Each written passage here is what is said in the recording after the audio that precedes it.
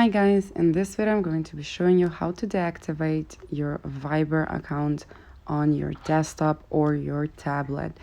So let's get started. First off, in order to be able to do this, you have to be logged in on your laptop or computer or tablet so you can be able to deactivate that account so you can only keep using it on your phone, etc.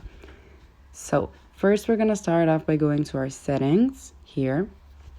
Next to while we're here, we're going to click on the first option we have that says account.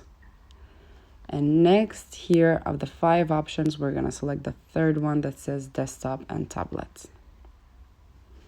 As you can see, I'm logged in on my computer. So in order, if I do want to deactivate it, I'm going to be clicking on the deactivate button here. So keep in mind, choosing to deactivate will deactivate your Viber on your computer. All Viber data on that device will be lost. So if you want to continue this, you're just going to click on deactivate and it's going to deactivate your account on your desktop or tablet. And that's how it's done. Thank you for watching. Do click the like button if this video helped you and subscribe to our channel for more helpful videos. Bye!